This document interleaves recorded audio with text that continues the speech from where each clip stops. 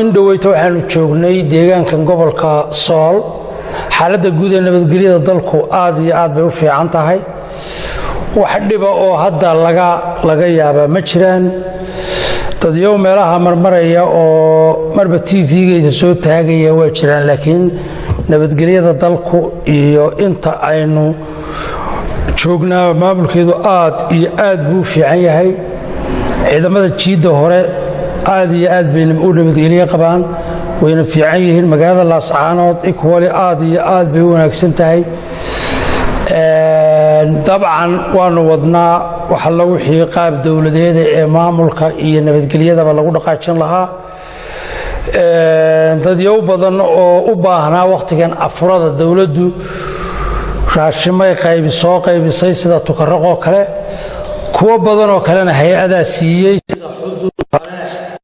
maanta aynu kula joogno xudun waxa laga qaybiyay 2,000 oo qoys oo ay hay'adaha islaamiga bixiyeen Tuko-Raq waxa laga qaybiyay 1,000 qoys oo ay dawladdu u soo dirtay talo raashinkeedii jidkay ku soo jiraan ama way la geynaya hadii alla idmo meelayoga dad baa oranaya maxaa inta waxa weeye waa markii abaaruhu jireen ayaa la qoray hay'aduhu qoreen bishii 12aad ee sanadkii hore assessment la sameeyay yaa raashimada lagu keenay dhammaan iyo guud ahaan dalku saasoo caadi u yahay horumar fiican baa ka muuqda barwaaqa ka muuqata roob baa muuqda inta dadka khayrka iyo nabadda iyo sharafta iyo karaamada iyo nolosha jecel waxaanu leenahay intaaba dalku uu haystaa waana meel fiican buu maraya mashruuca biyo balaarintu Laascaanood hadiya jeer dadku biyuhu ka hadlaa biyaha Laascaanood biyo qaraar way leedahay laakiin dadku marka la yiraahdo Laascaanood biyo u baahan tahay waxa laga hadlaa biyo macaan biyaha macaan qorsheedii hay'adda SDF baa master plan wax la yiraahdo wada master plan-ka waxaan rabnaa orgiyo yar meel la yiraahdo xudun ka sokaysa si xawle ara cadeeye hadii alla xukmaayo dhaama badan oo ku daadsan kala jabka iyo kala jeexa iyo kuwa kale badan oo aan rugmayno qorshaha ku daro biyaha Laascaanood master plan-ka marka la bilaabo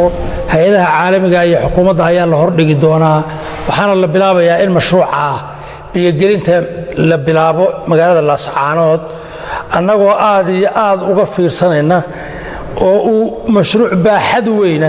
laakiin madaxweynaha iyo xukuumadda way ka go'an tahay in ay Laascaanood biyo hesho wasaarad ahaanna geed gaaban iyo geed dheerba waxaan u fuulaynaa inay Laascaanood biyo ku filan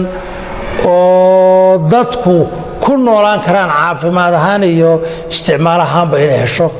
iyaduna hadda meel fiican bay marayaan dalka wax badan oo horumar aanu isleenahay baa laga sameyn karaa wax badan oo horumar nabadgelyada waxyaalaha aanu ka qabanay hore waftigu u sheegeen mashaariicdii dalka hore laga qabtay jidadka iyo isbitaalka iyo dhakhaatiirta hore loo sheegay waxaanu isleenahay wax badan oo kalena ku soo kordhi dibadda jooga oo runtii war ku tiri ku teena loo keeno ama wiil Facebook ku soo qoray ama xaqiiqa isagoo aanaga taladiisa iyo ku go'aan qaato Facebook iyo wax la mida waxaan leeyahay xaqiiqdu sidaa waa ka fogtahay Laascaanood wax dhibaatay ka jira ma jiraan annaga joogno mas'uuliyiin oo u dhalan oo deegaanka ka soo jeedna almost 12 nin oo mas'uuliyiin iyo rag kale oo naga daba yimid ayaa jooga joogeedu aad buu fiican yahay way degan tahay waa laga yaabaa markii dagaalka Tuko-Raq ee ciidamadaasi in dad badan tensionkoodu haddana tensionkaasi iska dhamaa wax dhiba oo jirta ma jirto dalka iyo dadku waa nabadgeliyo ummadana waxaan leeyahay qofka samataliska ah waa qofka ka hadla nabad iyo in ummaddu si fiican u noolaato si dignified oo qof kasta oo bil aadan inuu nabad ku noolaado kula taliya ma aha qof wanaagsan qof ummad degan oo nolol haysata oo aan dhib haysan in la kiciyo oo been iyo propaganda iyo bilaayo loo sheego ma habboona qofkana aakhirana waa lagu xisaabtamayaa adduunkana uu ku taabanayaa dhibta uu u geystay dadka anagu waxaan leenahay dhib meeshan jirtaa ma jirto noloshuna si fiican bay qof kastoo bilaadan si fiican buu u noolyahay fidnadu way hurdaa qofka toosiya ayaa ka mas'uula Laascaanood dadka deganna waxaan leeyahay war meel laga buuqo lama joogo meel laga qeyliyo lama joogo dadkiina iyo dalkiina si nabadgelyo oo sharaf leh ugu noolaada